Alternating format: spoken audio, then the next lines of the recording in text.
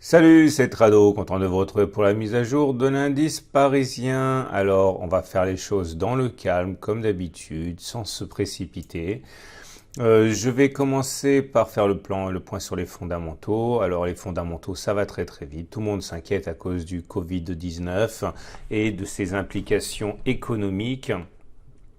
On se demande jusqu'où les dommages seront réels sur les économies réelles. Donc, à partir de là, toute la cote s'inquiète de savoir s'il y aura des alertes sur résultats à venir, etc.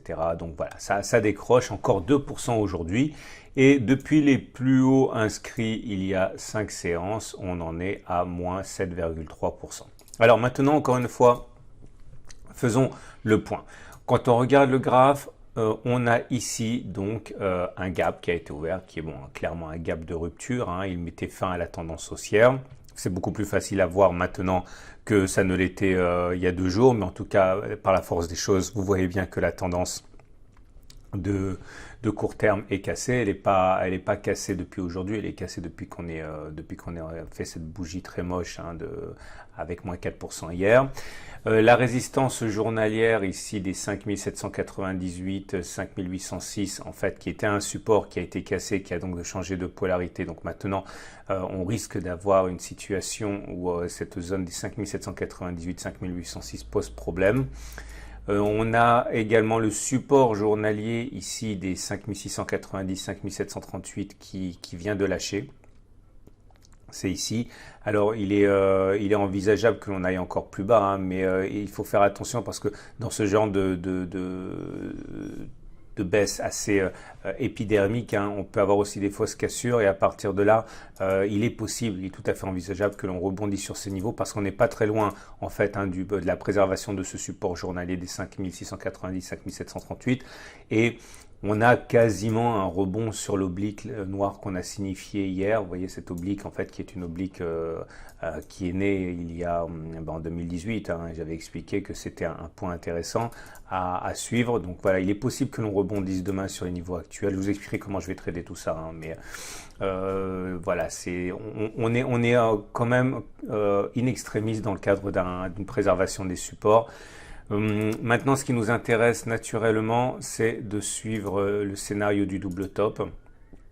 Alors, on l'a dit, on l'a expliqué, c'était un trade très ambitieux que de prendre ce double top ici. À titre personnel, vous le savez, je ne l'ai pas pris. Et l'objectif de ce double top, c'est de prendre la distance parcourue entre les plus hauts et la ligne d'eau, ou la ligne de coup, comme vous voulez, et de reporter ça par-delà la ligne d'eau. Ça vous donne un objectif, allez, grosso modo à 4500. Ça serait normalement l'objectif de la progression en cours, de la baisse en cours.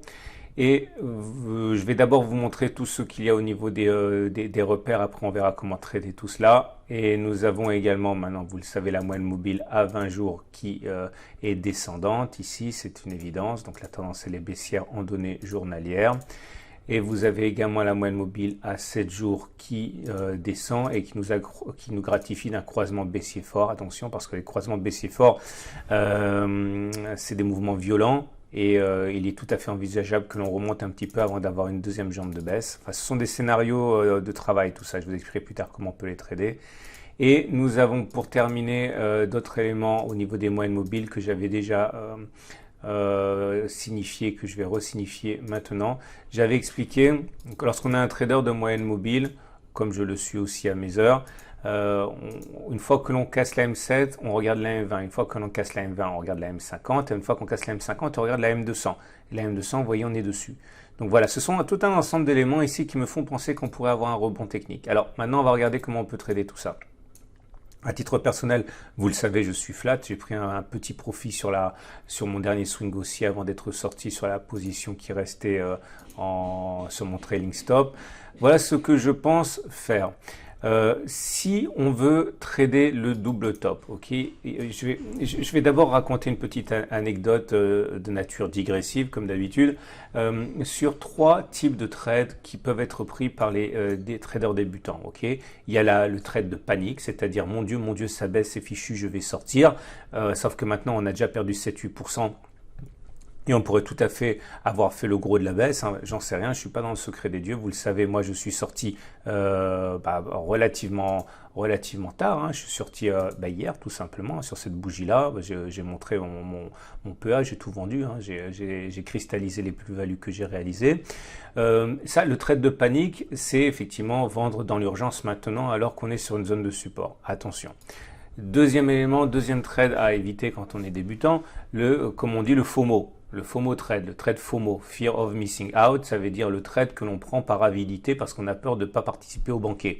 Alors le trade FOMO ici, Fear of Missing Out, ça voudrait dire acheter parce qu'on se dit ah c'est une super occasion, je veux pas louper le rebond qu'il va y avoir à cette affaire, à ce prix-là, c'est une affaire, etc., etc. C'est se jeter sur tout ce qui bouge pour acheter sous prétexte qu'on a perdu 7-8% sans avoir de véritable stratégie, si ce n'est que la peur de manquer, ou alors au contraire avoir un trade de type revanche, hein, c'est-à-dire voilà, je me suis fait avoir par le marché entre guillemets, le marché m'a volé, m'a dépossédé, m'a pris de 7%, je vais lui en mettre plein la tête, je vais participer à la curée, ça va baisser et je vais m'engraisser et je me venge de ce que le marché m'a fait. Donc c'est le revenge trade.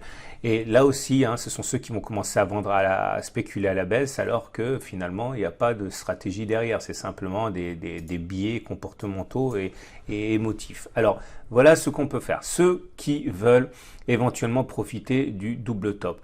Moi, ce que je vais espérer faire maintenant, c'est, puisqu'on est sur une sorte de rebond de zone de support ici, je vais attendre que l'on remonte éventuellement vers la zone de résistance journalière ici.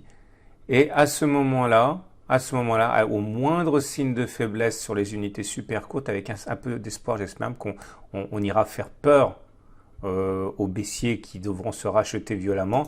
Et à ce moment-là, initier le swing baissier. Ça sera ma première solution parce que il est tout à fait envisageable que l'on aille chercher les 5500, comme j'ai dit, hein, dans l'idée du double top. Hein, regardez comme ça. Donc ça, c'est ma première solution. Deuxième solution, si vous êtes acheteur, c'est tout simplement profiter du fait que nous sommes soit sur une zone de support ici pour acheter et viser la résistance journalière ici, des 5798. Attention, là par contre, vous voyez, ça aussi, je peux envisager de le faire, je vous dirai demain si je le fais ou pas. Mais voilà, là il y a un potentiel de 2,1%. Si on met un stop à 1,5% pour un gain à 2,2%, il y a vraiment moyen là aussi de gagner de l'argent. Ok, avec un ratio gain-risque de 1 pour 1. Mais moi, c'est plutôt le swing baissier qui m'intéresse. Ensuite, autre solution, on a... non, je vais arrêter là pour les deux solutions parce que ce sont les deux trades qui me semblent les plus intéressants à faire. Je termine en parlant des bandes de Bollinger, ici, dont je n'ai pas encore mentionné la situation. Regardez, on vient de faire un T2. Donc, vous savez que quand on clôture en dessous de la Bollinger inférieure, avec la Bollinger supérieure qui monte et la Bollinger inférieure qui descend, comme c'était le cas hier, on a plus d'une chance sur deux de faire un T2. C'est ce qui s'est produit là. À partir de là, alors j'ai pas pris ce trade non plus, je ne vais pas vous raconter que je l'ai pris parce que en fait ce qui se passe c'est que je trouvais l'écartement des Bollinger déjà assez important et ce setup fonctionne surtout lorsqu'il y a une réduction de la volatilité et pas quand il y a une augmentation de la volatilité depuis 2-3 semaines quoi. Donc je l'ai pas pris, tant pis. Par contre, on a plus d'une chance sur deux de faire un T3 sur une clôture en dessous de la Bollinger inférieure une nouvelle fois demain. Si ce n'est que je me méfie beaucoup de ça puisqu'on est sur une zone de support. Donc effectivement, les traders les plus nerveux peuvent envisager d'attendre que l'on remonte vers la Bollinger inférieure et initier un trade pour parier sur une clôture sur T3, c'est-à-dire une troisième clôture en dessous de la Bollinger inférieure. Ou alors, ça c'est également quelque chose que je pourrais faire. Moi, je ferai pas ce trade-là, je crois, parce que je crois à un rebond technique en fait. Par contre, je crois que si on devait faire réintégrer les bandes de Bollinger sur la séance de demain, eh bien, on irait chercher la M7 dans la foulée et c'est ce trade-là que je pourrais prendre. Ok, mais j'expliquerai ça demain. Bon, vous voyez, il y a beaucoup de solutions à ce qu'on peut faire, mais le point commun entre toutes ces solutions, c'est à aucun moment j'ai mes émotions qui interfèrent. De toute manière, vous le savez très bien, mes positions de court terme ont été sorties. Ok, moi depuis le début de l'année, j'avais tradé essentiellement à la hausse. Bon voilà, c'est terminé, hein, je prends mes profits. Pour ma méthode d'accumulation rationnelle, je vous rappelle que mon dernier point d'entrée long terme, c'était sur 5150. C'était, je l'avais dit de toute manière, c'était en mai, je crois. C'était à peu près, c'était ici. Hein. C'était en mai, non, c'était peut-être un petit peu plus tard, oui, en août, enfin, je sais plus, bon bref, c'était 5150, je l'avais dit à ce moment-là. Donc voilà, il n'y a pas de panique, hein, ça va forcément rebondir à un moment ou à un autre. Alors, je ne sais pas si ça va rebondir une fois qu'on aura perdu 5%, 10%, 15% ou 20%, mais quand vous regardez les unités de long terme, je vous invite à regarder la vidéo du week-end, franchement, c'est une correction saine dans un marché qui a beaucoup augmenté. Hein. Donc le tout, c'est d'être prêt pour tous les scénarios. Et pour les intradés, bon ça c'est encore autre chose, mais j'invite à regarder si ça vous intéresse, les matrices de trading du CAC 40. J'espère que j'ai pas été trop long, j'espère que ça vous a donné des idées pour mettre en place vos propres stratégies. Ne copiez jamais mes stratégies de trading, je sais ce que je fais et je le fais en connaissance de cause. Vous devez tester, voir si ça fonctionne pour vous et vous en inspirer, mais ne reproduisez jamais mes trades qui sont donnés à titre purement de partage informatif et pédagogique. Ah oui, j'ai oublié l'Ishimoku. Alors, j'ai oublié beaucoup de choses en fait, je suis en train de réaliser.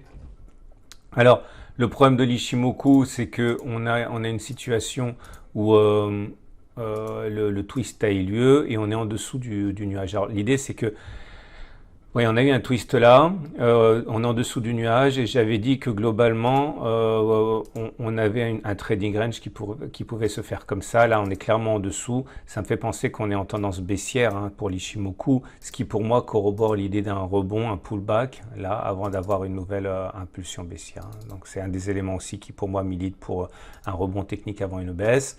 Mais encore une fois, ce sont des scénarios de travail. Hein. Je ne sais pas ce qui va se passer. Je suis pas dans le secret des dieux. Hein. Personne ne sait ce qui va se passer. Il suffit que demain Trump tweete quelque chose ou un des laboratoires dit qu'il a trouvé un vaccin pour que ce soit la fin. Hein.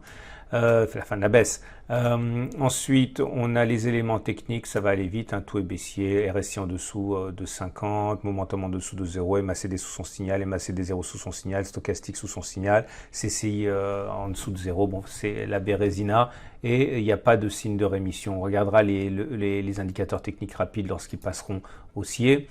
Et là, pour le coup, et le chandelier japonais du jour, c'est un magnifique Kazimaru-Bozu, c'est-à-dire une bougie avec quasiment pas de mèche haute ni basse, avec une grande puissance baissière comme ça. Voilà.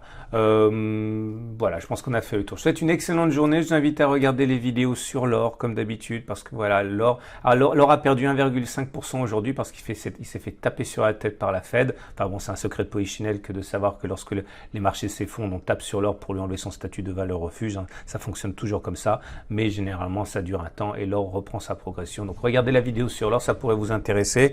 Et à la question qu'on me pose quasiment toutes les semaines, pourquoi j'achète de l'or en physique et pas en papier, bah, tout simplement parce que l'or en papier, c'est pas du vrai or, c'est des produits dérivés indexés sur l'or. C'est pour ça que j'achète que du physique quand j'achète de l'or. Et vous pouvez regarder la vidéo du week-end sur les métaux précieux. Voilà. Désolé, ça a été un petit peu long. Je vous souhaite une excellente journée. Je vous dis à demain pour la mise à jour.